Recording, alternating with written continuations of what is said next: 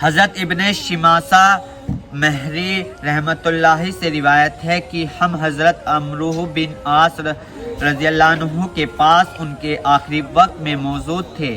وہ جار و قطار رو رہے تھے اور دیوار کی طرف اپنا رخ کیے ہوئے تھے۔ ان کے صاحبزادے ان کو تسلی دینے کے لیے کہنے لگے، ابا جان، کیا نبی کریم صلی اللہ علیہ وسلم نے آپ کو فلاں بشارت نہیں دی تھی؟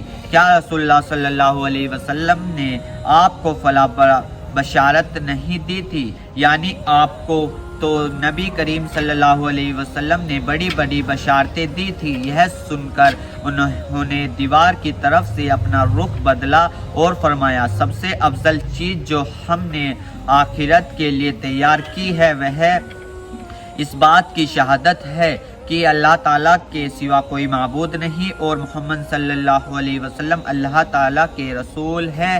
میری زندگی کے 3 دور گزرے ہیں۔ ایک دور تو وہ تھا جبکہ رسول اللہ صلی اللہ علیہ وسلم کے بغض رکھنے والا مجھ سے زیادہ کوئی اور شخص نہ تھا، اور جبکہ میری سب سے بڑی تمنا یہ تھی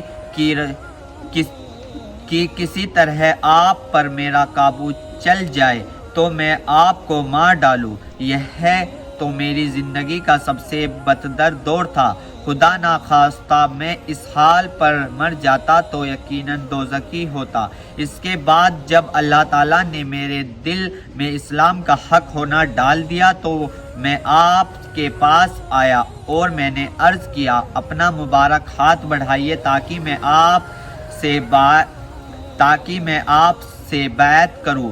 آپ صلی اللہ علیہ وسلم نے اپنا ہاتھ مبارک بڑھا دیا۔ میں نے اپنا ہاتھ پیچھے کھینچ لیا۔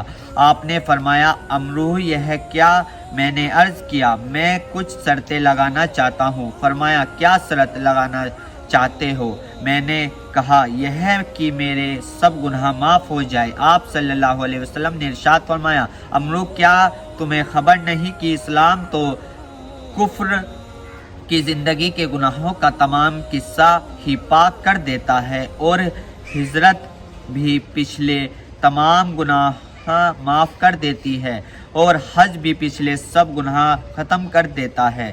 یہ دور وہ تھا کہ جبکہ آپ سے زیادہ پیارا، آپ سے زیادہ بزرگ و برتر میری نظر میں کوئی اور نہ تھا۔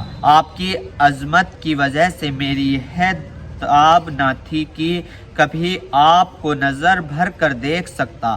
اگر مجھ سے آپ کی صورت مبارک پوچھی جائے تو میں کچھ نہیں بتا سکتا، کیونکہ میں نے کبھی پوری طرح آپ کو دیکھا ہی نہیں۔ کاش اگر میں اس حال پر مر جاتا تو امید ہے کہ جنتی ہوتا۔ پھر ہم کچھ چیزوں کے متولی اور ذمہ دار بنے، اور نہیں کہہ سکتے کہ ہمارا حال ان چیزوں میں کیا رہا۔ یہ میری زندگی کا تیسرا دور تھا۔ اچھا دیکھو، جب میری وفات ہو جائے تو میرے جنازے کے ساتھ کوئی واویلا اور شور و شغب کرنے والی عورت نہ جانے پائے، نہ زمانہ جاہلیت کی طرح آگ میرے جنازے کے ساتھ ہو۔ جب مجھے دفن کر چکو تو میری قبر پر اچھی طرح مٹی ڈالنا، اور جب فارغ ہو جاؤ تو میری قبر کے پاس اتنی دیر ٹھہرنا جتنی دیر میں اونٹ ذبح کر کے اس کا گوشت تقسیم کیا جاتا ہے، تاکہ تمہاری وجہ سے میرا دل لگا رہے اور مجھے معلوم ہو جائے کہ میں اپنے رب کے بھیجے ہوئے فرشتوں کے سوالات کے جوابات کیا دیتا ہوں۔